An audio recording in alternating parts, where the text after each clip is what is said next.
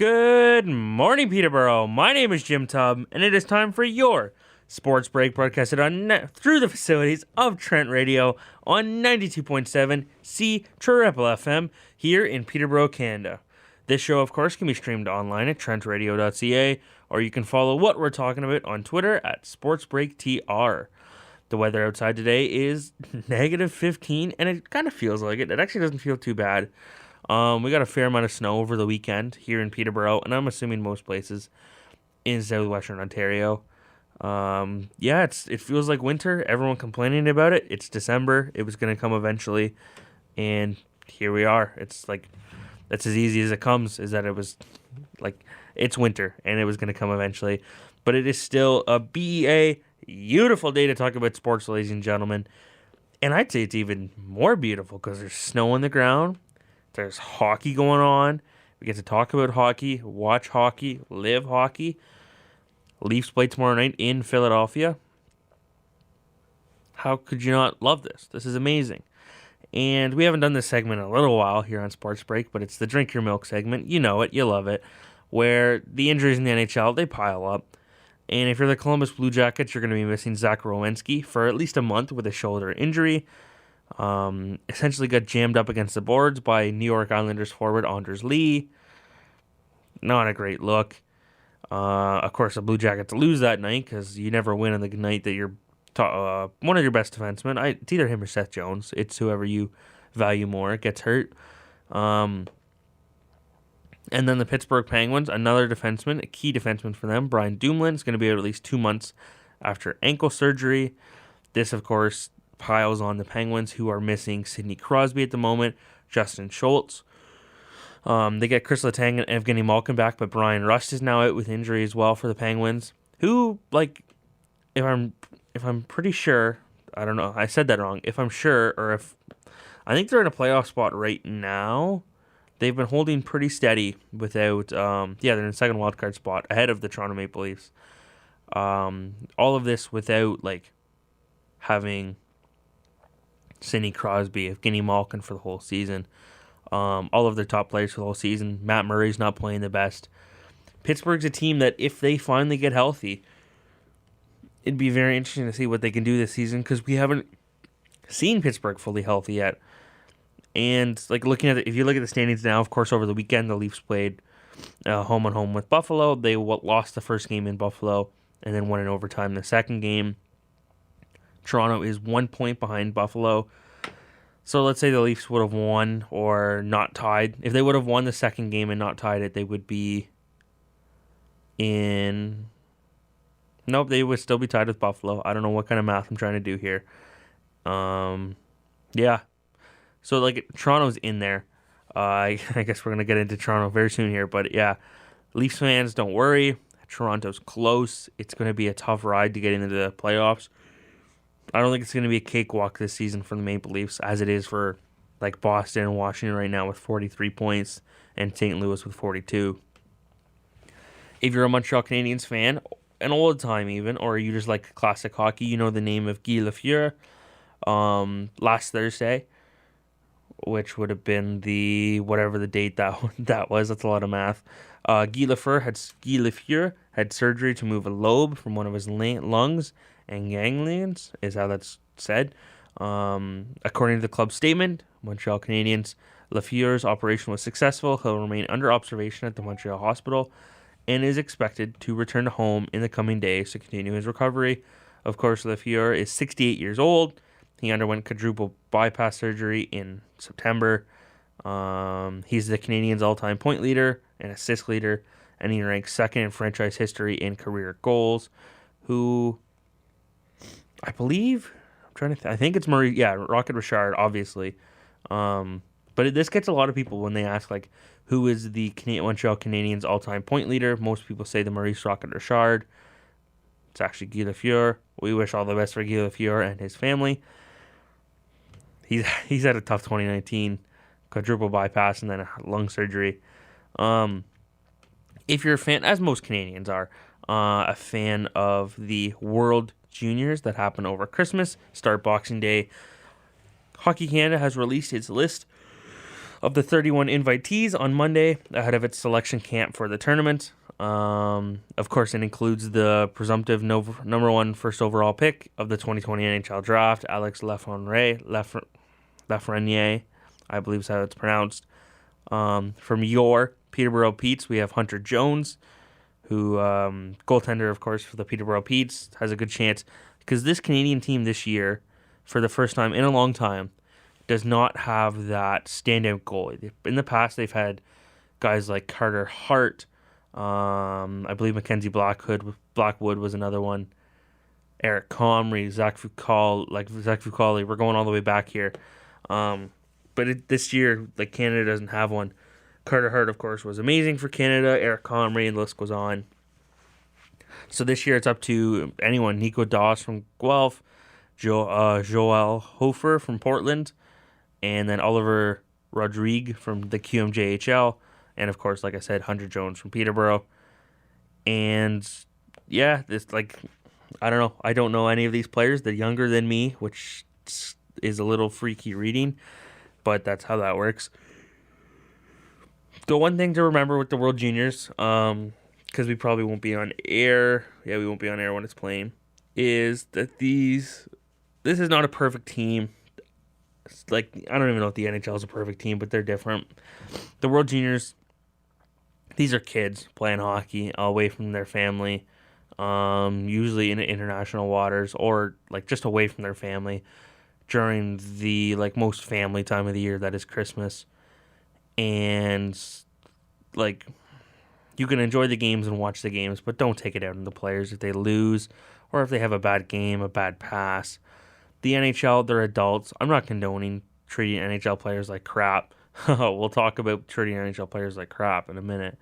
But watching the World Juniors, you just watched it to watch Canada play. And if the players don't have a good game, do what most players do in professional sports, because if you're sitting on your couch watching the game, chances are you were never a professional athlete, so you don't understand this part, and I'm included in this, is you move on from the game. Because this isn't life or death. And I know a lot of people on Twitter and stuff like that love to be a hero and tweet out at players, their families, comment on families' Instagrams, and try to make them feel bad for not performing in a World Junior. Well, if you thought you could do better and you're going to make these comments, why didn't you play? Oh, I slipped my back in grade 12. I would have made it if I didn't do that. Oh, yeah? Okay. It's like, they're just kids. It seems like every year Hockey Canada and its players have to apologize because they didn't win gold. Or if they won gold, they didn't sweep. And they didn't win perfectly enough. And it's a little tiring. And not tiring that the players are doing it. It's more that they feel like they have to do it. Because they're just kids and they're just playing a game. And they're not getting paid for any of this. They get to wear the Canadian jersey. And that's pretty much the biggest payment they get for this. And for a lot of them, that's a lot. And that's maybe the biggest stage they'll ever play on. But like, as you're sitting at home during Christmas with your family, just remember, they're not at home with their family. Maybe the family's there, but they're not enjoying Christmas. They're enjoying the World Juniors and hockey. So just enjoy it for what it is. It's a game of hockey between countries, and leave it at that. Don't bring the players into it. Just watch the game. Have your favorite players. That's awesome. Because then these are guys you get to look out for in the NHL. Like Alexis Lafreniere, you're going to see him anywhere. I've butchered his name 8 times now. But all these other guys, you'll maybe see in the NHL, and then you'll remember them. Guys like Curtis Lazar, Max Domi, Anthony Duclair. These are all names that we've seen in the World Juniors in the past. I think they were all on the same team. But you recognize them in the World Juniors, and then you recognize them in the NHL. And it's just like a cool little moment. So don't ruin that by making these players feel bad because they made a mistake in the game. Just watch the games and enjoy the games. I guess that was a lot longer of a rant than I wanted to get on for the World Juniors, and just for the selection camp. But yeah, if you're just watch the game. Now, if you remember last season of Sports Break, the biggest thing that we talked about the entire months of September to December, actually right until about now, was William Nylander and why he hasn't signed a contract yet. Of course, if you remember, he was an RFA at the time. restricted free agent, which means his rights belong to the team. In Nylander's case, it was the Toronto Maple Leafs. He couldn't sign anywhere else, but they needed to negotiate a contract. The deadline, I believe, was December 5th. Totally wrong, December 1st. As it is every year. I don't know why I thought it was the 5th for the 1 year. But yeah, December 1st at 5 p.m. If they don't have a deal by then, they can't play that year. Of course, Nylander, I believe, signed his at 3:30, 4 o'clock. I don't know. I was sitting in Ottawa at the time when he signed it. And yeah, it's a huge thing that usually it doesn't really happen as much. It's starting to happen more. RFAs sit out.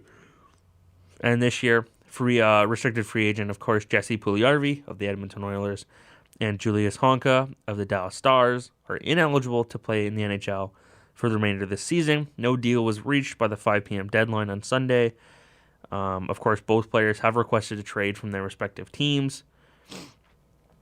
It sounded like heading into it, Julius, into the day, Honka wanted to play in the NHL this season, but not for the Dallas Stars, so he was willing to go anywhere and play and sign. It sounded like Puljujarvi just wanted to finish the season in Finland, and wasn't looking to sign a contract at all. If you're the Oilers, Puljujarvi is a terrible investment now. I don't know what you're going to get out of him.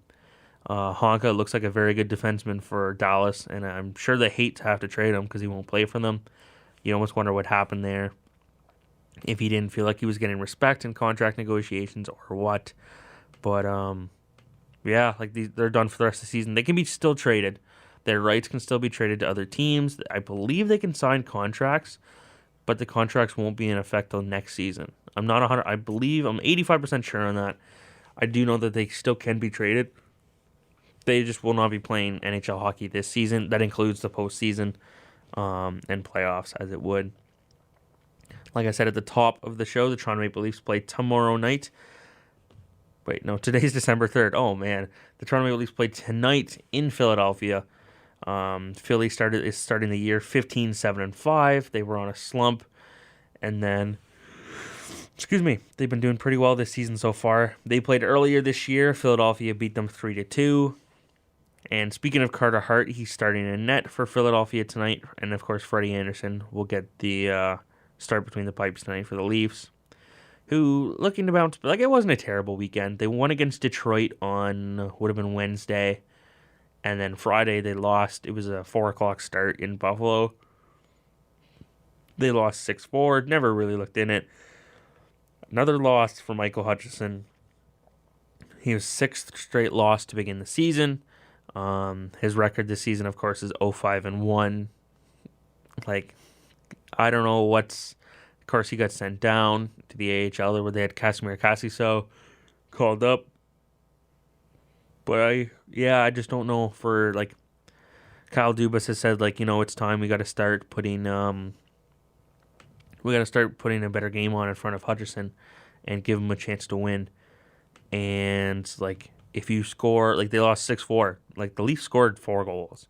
If you score 4 goals on the road, you should be able to win the game. 4 goals is a lot of goals per game. Even if scoring's going up, I don't care. That's a lot of goals to score in one regular season game, let alone a playoff game, but that doesn't matter. So if you're the Leafs now, Freddie has been pretty good, or really good so far. Of course, they won Saturday night. They wouldn't have won Saturday night without him. I don't know where you go from here if you're the Toronto Maple Leafs. Do you try to struggle through it with Michael Hutchinson, hoping he can find his game? Do you try to trade for another goalie? Well, then you got to try to trade for a goalie that has a 0 cap hit because you can't afford it.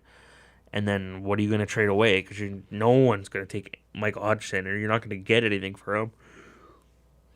Right now, you could maybe get a 6th or a 7th round pick, and that's nothing against Michael Hutchinson. He's just not playing good hockey right now.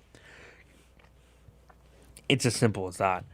And if you're the Toronto Maple Leafs, who need to get into the playoffs because that's the expectations that are set for them, you can't wait around for the backup goaltender to hopefully figure it out. And you also can't ride Frederik Andersen forever, because that's what they've done the past couple of years is, Freddie will play 60 games, give the backup 22, and then we'll hope Freddie can somehow get energized in the playoffs. And he doesn't. He always looks tired. and that's the reason they lose in the first round. The team they play against doesn't help, but this year, excuse me, sorry. I was hoping I could manage that yawn, and here we are. This year has to be different for the Toronto Maple Leafs. First of all, they're already starting out of a playoff spot. They had a terrible start to the season. Fired the coach, got a new one in. Starting to look good, but you can't consistently play like crap with a backup goalie. Whether it's the team that plays crappy in front of him or the backup goalie that's playing crappy himself. Either way, this isn't a recipe for success. And they have to go on I think it was listening to Overdrive this morning. I think it's 33-21. They have to go the rest of the season, which is a pretty good tear. That's 9 plus 3. That's 12 games above first, or 12 games above 500 the rest of the season. And so, Freddie's going to play all of those games that aren't a back-to-back, and then he's going to be completely tired come playoff, and then they're going to lose first round again, maybe in 5 games, maybe in 7, who knows. And are we supposed to be okay with that because they were so crap to start the season? Where do the Toronto Maple Leafs realistically see this season going right now? Because they had this crappy start to the season. Babcock out of Toronto now. The Babcock era officially over. Sheldon Keefe putting his impact on the team. This is finally Kyle Dubas' team. Where do they go? Where do you go from here? Do you try to... You got to try to make the playoffs. I don't know where I'm going with that. But at some point, you either got to say, all right, we're going with Michael Hutchinson, or you got to find somebody else. Eric Comrie was just traded to Detroit. That was one name that was put out there. You have to find the guy that can come in and be the Curtis McElhinney, because that was the last time the Leafs had a really good backup, and it worked. And right now, they're struggling with Michael Hutchinson. And I can easily say that's one of the only mistakes, or one of the biggest mistakes Dubas has made in his era as general manager, was choosing Sparks over McElhinney. But you can easily see why he did. You choose the younger guy. McElhinney had a couple of good seasons as a backup, but there's no surefire way that he's going to continue this. And Garrett Sparks, of course, was goaltender in the AHL goalie of the year in the AHL. Won you an AHL championship, Calder Cup. Is it Calder Cup? Yeah, Calder Cup. So you bet on the young guy, and this time it didn't work. And people saying the Nylander contract was one of Dubas' worst things. I think if you look at William Nylander right now, you say, you know what, I'm okay with that contract now. If he continues to play like this, and under this new system of Sheldon Keefe's, I think he can keep playing like this. And when Marner comes back, it's only going to get better. And actually, Marner was on the ice yesterday for the Maple Leafs. And he looked good. I don't know, from the little clips that they put out on Twitter, he looked really good. He was originally ruled out for a minimum of 4 weeks on November 9th. And so that would put him, I don't know, next week, I think it is. And, their main line of Zach Hyman, Tavares, and Mitch Marner has never played together this season. Or not that they've never. No, they never. Yeah, they're never. Hyman was injured to start the season. Then Tavares got hurt. Then Marner got hurt. And then Hyman came back. And it doesn't even look like they're honestly going to get a chance to play. Because right now it looks like it's going to be Mitch Marner to John Tavares. And then Ilya Mikheyev. And then on the third line, it'll be Zach Hyman, Alexander Kerfoot, and Kasperi Kapanen. So I don't know what that makes the fourth line. Pierre Engvall, not Trevor Moore. It would be Pierre Engvall for sure. And then either Shore, Patan, Spezza, or Frederic Gauthier, because Trevor Moore's hurt right now. And then when he comes back, there's a lot right now for the Toronto Maple Leafs of they got to figure out who's going to be on this hockey team when Marner comes back and when Trevor Moore comes back. Because there's no way Trevor Moore is getting sent down when he comes back. He's on the Toronto Maple Leafs now. He's earned that, and he's looked really good. Even if it was under Mike Babcock, he's going to look really good. And Jason Spezza has looked really good under Sheldon Keefe. It's almost like Jason Spezza could have played the home opener and could have played more games. But there was just some other force within the Toronto Maple Leafs and the franchise that decided, you know what? No, I don't think Spezza should get that opportunity. And yeah, just like almost had it out for a veteran on the team, and didn't want a veteran to be a bigger voice than he was in the dressing room. I don't know if this is throwing shade at Mike Babcock or just pointing out the obvious that Babcock doesn't like veterans. And there's been a lot of that going around of what Babcock likes and doesn't like. And I'm going to allude to it. We'll get to him and Bill Peters in a minute. But the Leafs, like right now, so Trevor Moore's going to stay up. Spets is going to stay up. And for me, it's got to be Pierre Engvall that has to stay up. So then who goes down? Well, it looks like Dmitry Timashov. There's Nick Batan, Nick Shore, Frederick Gauthier. You still do need like a backup player. So your fourth line then is Jason Spezza, Trevor Moore, Pierre Engvall. And then you have like Nick Batan in the press box. So then you set down Freddie Gauthier, Nick Shore, Dmitry Timashov. Like, I don't know how this works again. Like, Batan's cleared waivers twice this season. You can send him down again and try it all out. Like Timashov, I don't know if he would be claimed or not. He has to go through waivers, so there's a good chance someone would pick him up. Nick Shore is honestly one of the guys I could see going down if he gets claimed. Whatever. Frederick Gauthier, of course, like this is the Leafs guy. They've believed in him a long time. I believe he requires waivers, so he would have to be. He could be claimed by a team. He's having a pretty good year, but like it's just. I love Freddie the Goat, and I'm sure a lot of people do love Freddie the Goat. But, like, he's just slow, and he doesn't have the best hands or the best finish. And on a fourth line, you don't need the best hands or the best finish, but you need some. So, like, a guy like Trevor Moore plays tough and can score a bit. Pierre Engvall has showed that, and he's a big guy. But there's also the chance that Engvall could still get sent down. Timashov has a bit of that, big guy can score. It's just Freddie, the GOAT, can't handle the puck well, doesn't pass very well, receives passes very well, and he just doesn't look great on the ice. Pretty good face-off guy, though. That's pretty much what the Leafs got with him.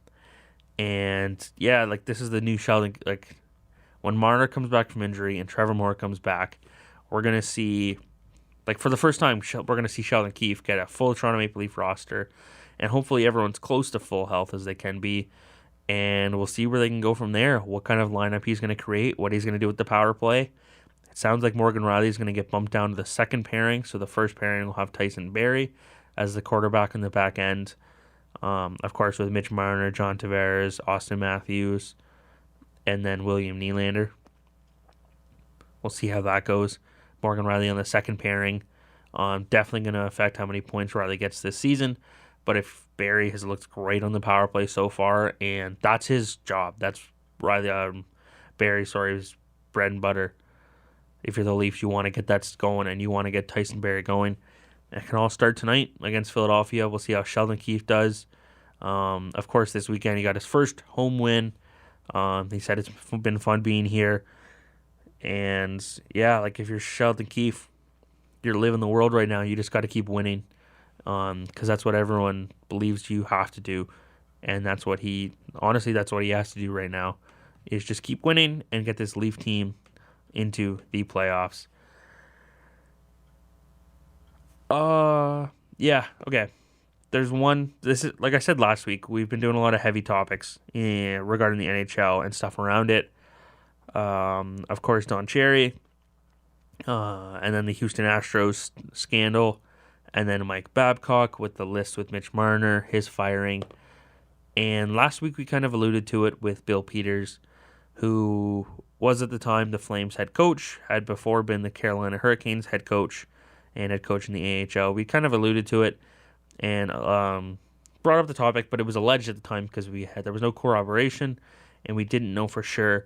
He had allegedly used racial slurs towards a player of his in the AHL, and I believe 2003 or 2006, one of the years.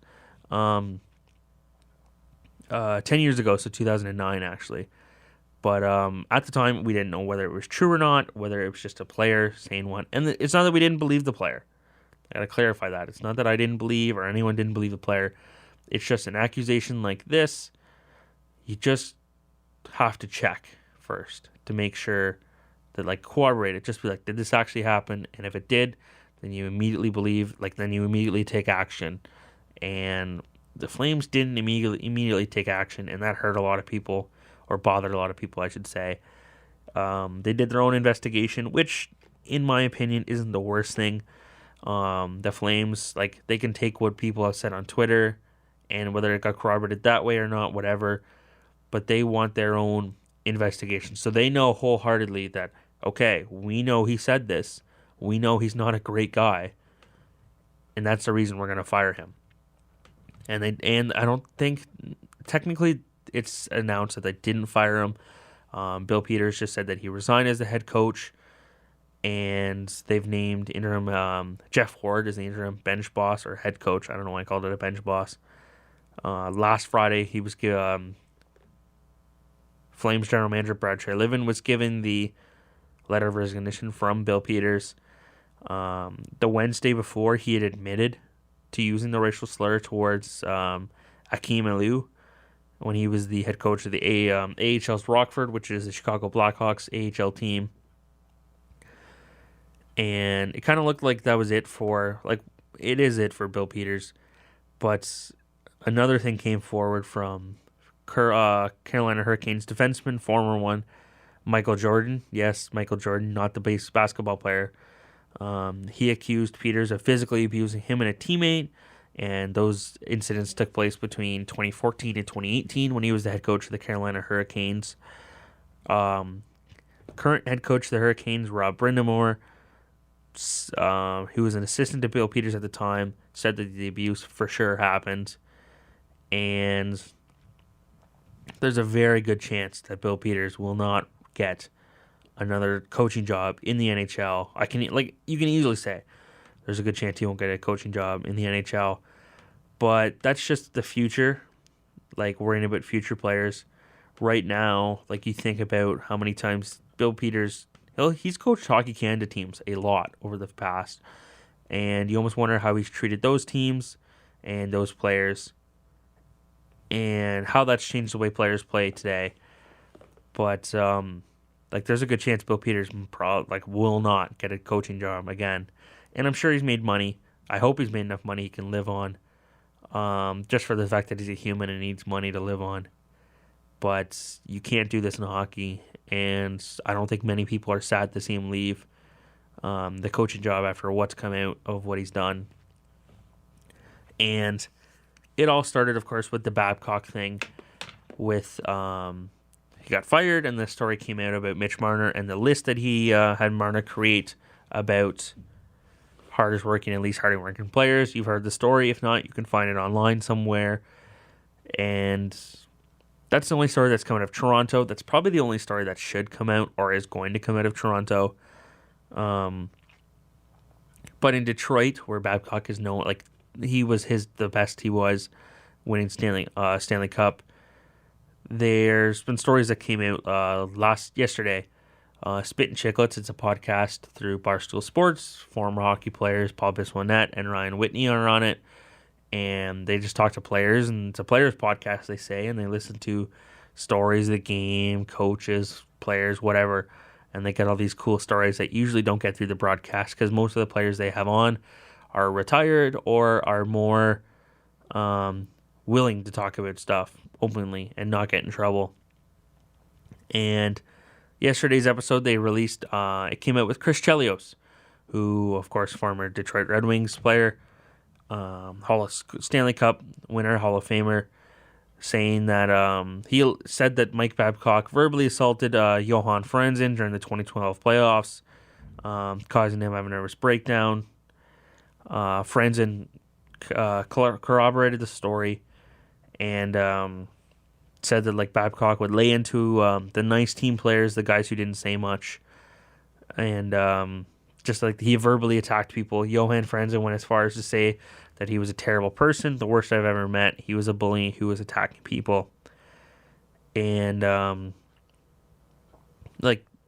a lot of stuff coming out about Mike Babcock right now, or stuff coming out, and It's essentially coming back to haunt him. Of course, we know what he did with Mike Modano, sat him out of what would have been his 1,500th game. So he finished his career with 1,499 games. Come to Toronto, he sits Jason Spezza out of the home. Like, just this stuff that like doesn't need to happen, and he did it anyways. But like, Mike Babcock's made a bad look for himself, and if you think towards, he probably won't get a coaching job this season just because it's the middle of the season and it's hard to come in, and I don't know if he would want to. But then you wonder, like, what is it going to take for Mike Babcock to get a coaching job again? His first, I believe our first show after he got fired, I probably said, or I've said it to many people, is that Mike Babcock could get any coaching job that he wanted just with the pedigree that he had. And you knew he was hard on his players, but you knew, or we thought at the time, it was just because he demanded a lot from his players.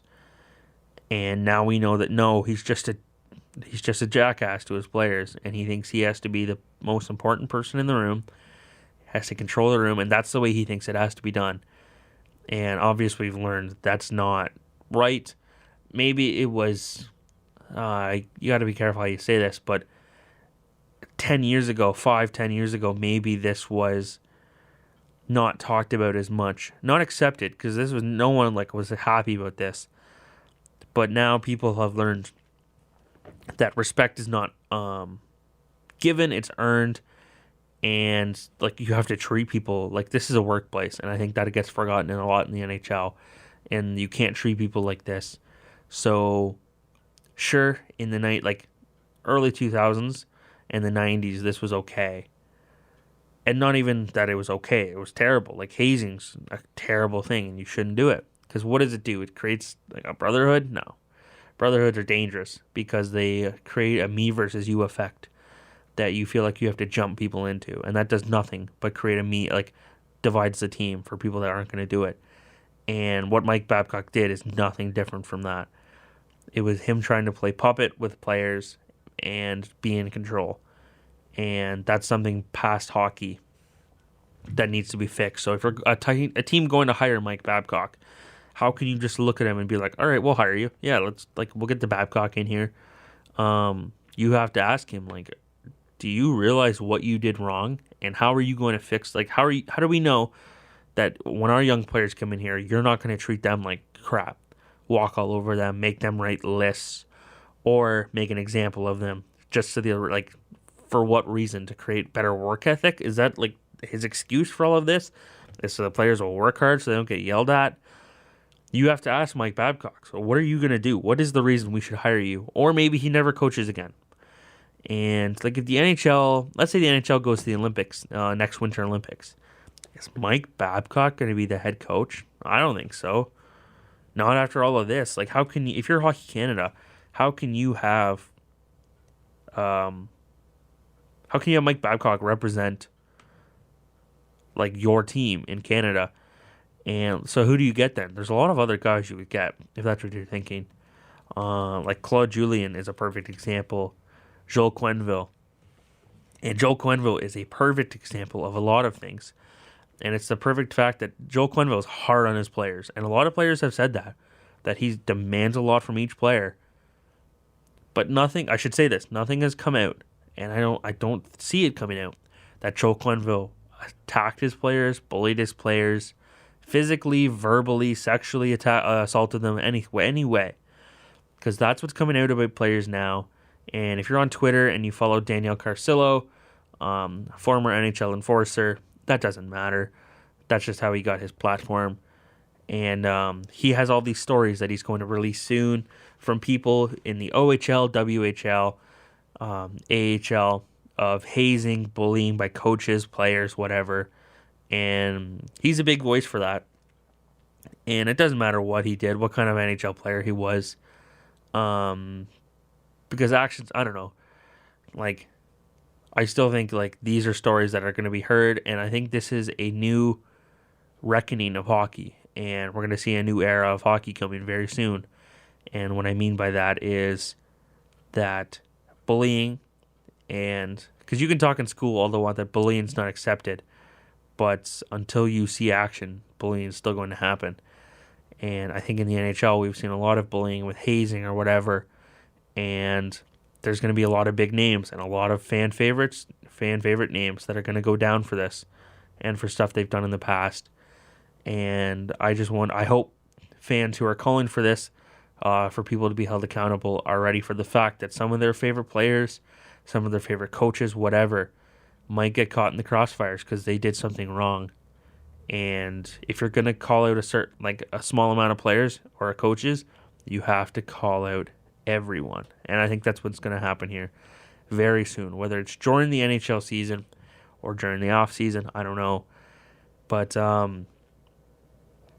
I just don't know what's going to happen. Like, this is going to be very interesting to see what's going to happen with hockey and what the NHL itself is going to do. The NHLPA has tried to reach out to players and be like, if you have stories, tell us. A lot of people have said, don't tell the PA, nothing's going to happen. So yeah, if you're in the NHL right now, or you're a big fan of the NHL right now, this is a new era of hockey coming upon us very soon. I feel like, that's my opinion. And it's going to be a newer, gentler hockey world, which some of you, I'm sure, hear that and be like, well, why does it need to be newer, gentler? The sport's not new or gentle at all. The sport can stay the same, and it's better now than it ever was. The sport now, as I say that, is way better than what it was in the 80s, 90s, early 2000s. It's faster, more scoring. The players are way better, and they're not treating each other like dog crap. It's as simple as that. So if the play is better and the people are better, why do we need the old crap of bullying and stuff like that? I don't know. Like I said, a lot of change is going to happen in the NHL. We're going to go to a quick break here, and we'll be right back for your Sports Break. We're back here, ladies and gentlemen, for your Sports Break, broadcasting on 92.7 C-Triple-FM through the facilities here at Trent Radio in still the beautiful Peterborough, Canada. Weather outside today is still negative 15. It's kind of nice. And if I've sounded different today, I've got a tongue canker, like on the left side of my tongue. So this is essentially my Jordan flu game. You know, fighting through the pain, doing my best for the fans. I don't want anyone to say I'm not a team player. You know, I'm coming out here giving my best effort. I could have just mailed it in today, but no, here we are. Talked about the Leafs before the break. Talked about the NHL coaches before the break. And one story that's taken over Canada, I would say, in the past week or 3 weeks, has been the Toronto Raptors. And they've taken over the NBA too. They're 15-4 to start the season. They're 8-2 in their last 10 games. And they've done this all without Kyle Lowry, of course, and Serge Ibaka. And they've looked amazing. Pascal Siakam has taken over. He's got himself into the MVP conversation. Fred VanVleet has looked amazing. He has set himself up for an amazing payday this offseason, whether it's with the Toronto Raptors or another team. My hope is, and I'm sure a lot of fans say this about their teams and their good players, is, well, I hope VanVleet is willing to take a pay cut to stay with the Raptors. Of course, they play the Miami Heat tonight in Toronto at 7:30. But like I said, this is a Raptors team that has looked really good. Nick Nurse was named, and because of that, Nick Nurse was named Eastern Conference Coach of the Month. And like, they weren't included on ESPN's power rankings, I think 2 weeks ago now. And that irked a lot of people, like top 10 teams in the league. And it wasn't the Toronto Raptors, who looked amazing. This last week, they were included on it. They were ranked 7th, I think, when they could easily be top 3 or top 1. Who knows? But I think if you're the Toronto Raptors, this is how you want the season to go. You want to make the playoffs. Right now, they're second in the Eastern Conference, so they would play the Brooklyn Nets first round. You want to make the playoffs, and then from there, you want to be quiet, I think, going into the playoffs. And by quiet, I mean you don't want teams to be thinking about you as a top team. You want to know in your heart, hey, we're a really good team, and we can do some damage in the playoffs. But you want every other team to think, you know what, it's the Toronto Raptors. They don't have Kawhi. How are they going to perform? And then you take over. You beat the Nets, and then you continue. It's probably going to be the Bucks in the second or third round. You're going to have to face them. Miami, Boston, 76ers, one of those teams. You're going to face at least two of those teams. And then when you get to the NBA Finals, if you make it that far, you either face LeBron or Kawhi. It's going to be as simple as that. You get LeBron or Kawhi. And maybe if Houston makes it, James Harden and Russell Westbrook, that's a matchup I think they could win for sure. Which sounds silly because if you face LeBron and the Lakers, it's not even the Lakers, it's LeBron and Anthony Davis. You face them, or you get Kawhi and the Clippers with Paul George and like Lou Williams. So choose your poison. I would rather them face the Houston Rockets. I think they could easily beat them. Not easily, but I think they'd have a better shot than against LeBron and the Lakers. And it's just simply because playoff LeBron. And it sounds so silly, but it's playoff LeBron. It's the reason the year he left the Raptors. Not the reason, but it all just ties in. That the year he left the Raptors won. And yeah, first off, if you're the Raptors, you got to get there. But they just look so good right now that they could get there. And once Kyle and Ibaka come back, this is going to be a dangerous team again, or more dangerous than it already is. Like I said, they play tonight, 7:30 in Toronto against the Heat. Leafs again tonight in Philadelphia against the Flyers. And in baseball, we haven't talked about baseball a lot in the past couple of shows. Next week's all baseball. We're having a special guest on. I don't want to spoil it. He's going to teach us some things, and we'll leave it at that about baseball. Last night, the Cincinnati Reds made the first big splash in free agency, and they signed Mike Moustakas to a 4-year, $64 million contract. I believe that breaks down to $16 million per year. 32, nope, not at all, but you know what I mean. Like, it's close enough. That's a lot of math to do early. Oh, I was right. It is $16 million per year. He's going to play second base for them. Moustakas has almost played 1,000 games at third base, but they're going to put him at second base. Of course, last year he had 35 home runs, and he's a good player. He was tied with the Toronto Blue Jays for this season. It would have been nice for him to come back. For the Brewers, it means they lose their third baseman, they lose their main catcher, and they're reportedly shopping Josh Hader. So it's going to be interesting to see how the Milwaukee Brewers look next season after all these huge subtractions. And the big thing... Oh, sorry about that. There's an ad on the website I'm on. Why Mike Moustakas was signed yesterday, it kind of plays into it. Yesterday was a non-tender deadline for the MLB, which essentially means you have to tender them a contract, and if you don't tender it to them, they're a free agent. Some big names lost contracts yesterday and are now free agents. From Toronto, there is Luke Maile, the backup catcher, Derek Law, Addison Russell, of course, the Cubs are moving on from. He played just 82 games last season because of his violation of the league's domestic violence policy. I don't think anyone's mad about that he's not going to have a team to play on. Cesar Hernandez, Miguel Franco, both from Philadelphia, Aaron Sanchez, Blake Treinen, who finished 6th in Cy Young voting in 2018. Of course, he regressed last year, but he's still a good reliever. I could see him easily getting signed somewhere. And finally, Kevin Pillar of the San Francisco Giants, formerly of your Toronto Blue Jays, was released, non-tendered, from the Giants. And he set career highs in home runs and RBIs. He got an MVP vote, which is weird. But I guess the Giants wanted to save some money. They're already giving big money to Buster Posey, Evan Longoria, and Johnny Cueto. And Pillar was supposed to get around $10 million in arbitration. But this is a big... these are guys that are around 1-win players if you look at wins above replacement.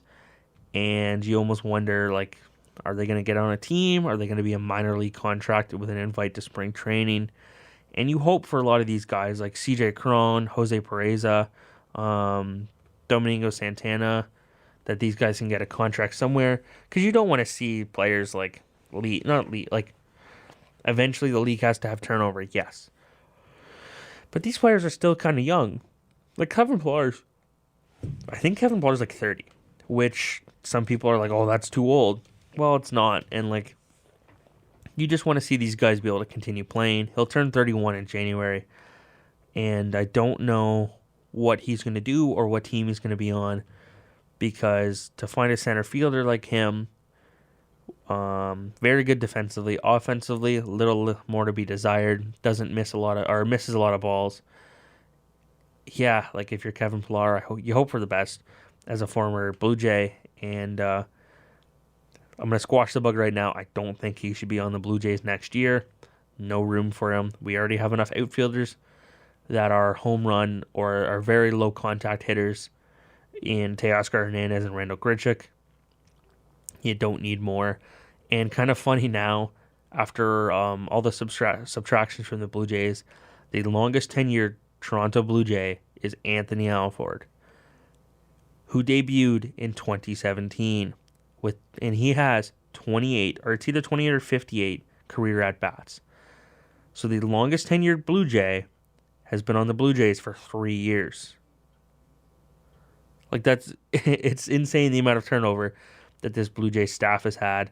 The only player, or one of the few players that I wouldn't mind the Blue Jays making a reunion with, is Aaron Sanchez. And before people start losing it at that take, you sign him to a 2-year deal, because next year he's going to be hurt. And then the year after that, you bring him back and you go, Aaron, love to have you back with the Toronto Blue Jays. You look good in Blue Jays blue. We'll give you 41 back. You're going to the bullpen.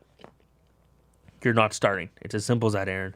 You tell him that when he signs the contract. You will come back as a reliever in the bullpen.